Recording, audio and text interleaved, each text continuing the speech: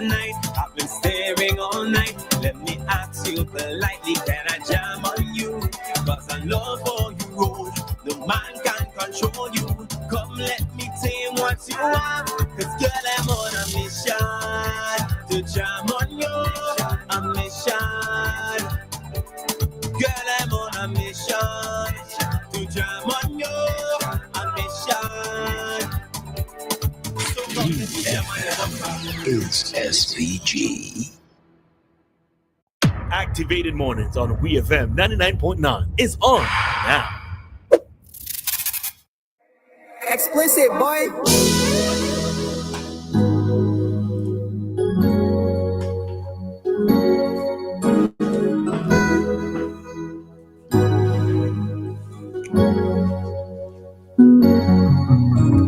We are back with more Activated Mornings right here on the Clean Fresh Sound in 99.9 WEFM.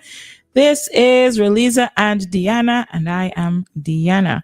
At this time, we usually have our commentary with Mr. Kingsley De Freitas. So, Kingsley, lines are open to you to give us that call.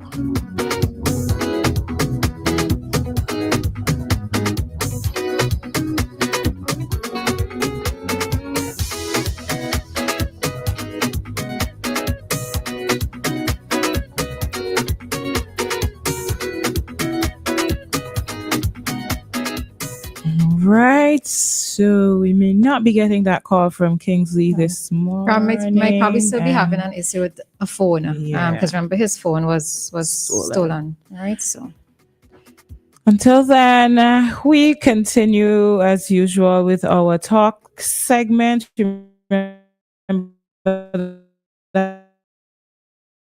that you can call 997, and with that number you can get us on WhatsApp. You can also get us on the direct line, and if you don't feel like giving us a call, then you can just send us a message on WhatsApp. All right, now I just the other day, I don't know how many of you have seen or heard this by now, but the other day the former Prime Minister of Trinidad and Tobago, Prime Minister Rowley, was detained in Antigua. All right, and then he claimed that his name was on Interpol watch list. Okay, we have a call, so we're gonna take the call and then we'll come back to that. Good morning, sir.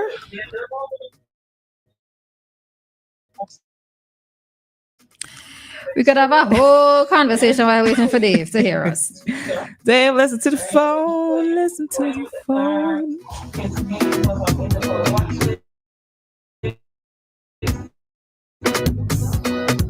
Hello. Dave, good morning. Yes, good morning, good morning. I heard you girls, or you ladies, when you all sang in this morning, sounding very excited. I thought, What is this? I thought I was going to hear something really, really arousing. Or should I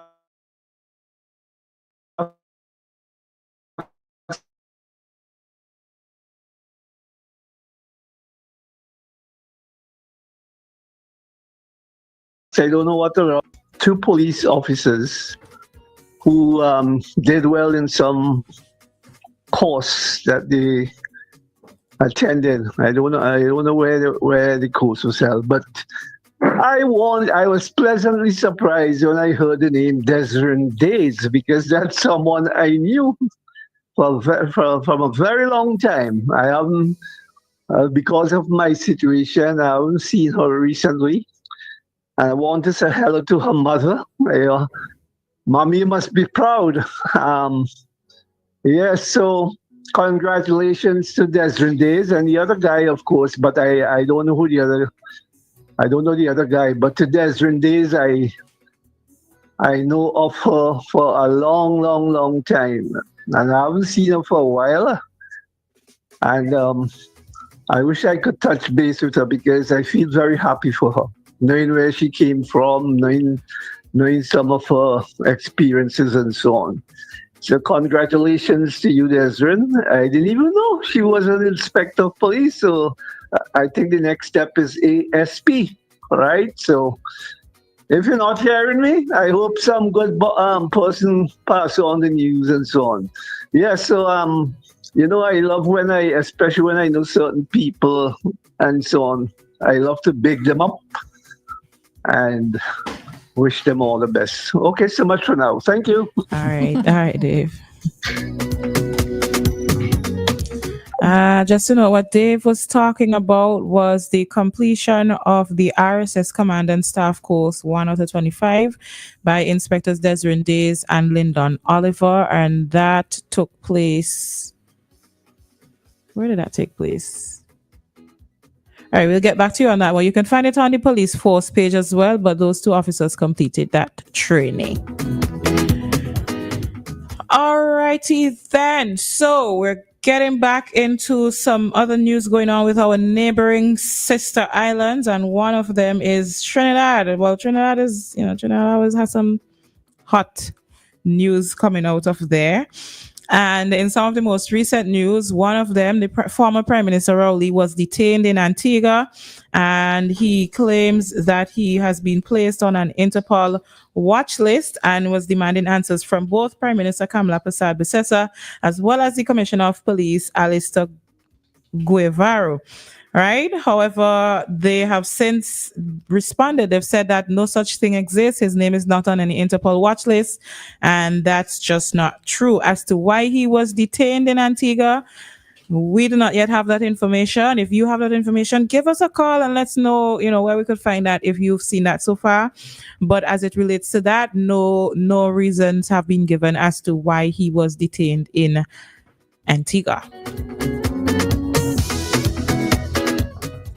Coming out of Trinidad as well, did you know that Trinidad has declared or had declared another, well, I should say has because it is still continuing, has declared a second state of emergency just months after they declared their first state of emergency? Well, it has happened. Trinidad declared a state of emergency. Let me get that information to you just a couple days ago. Just 1 minute. All right. So the Trinidad and Tobago declared a state of emergency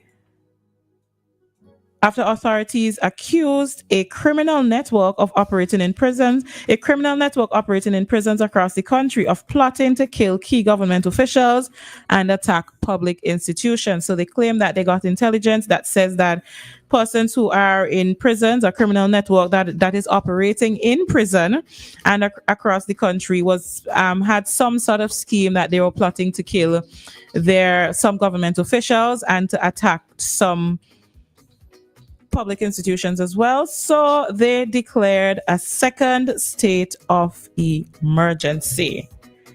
Did you know that was happening in Trinidad and Tobago? It really is unfortunate to hear of these things happening. Of course, people live in a country and you want to be as safe as possible in the country.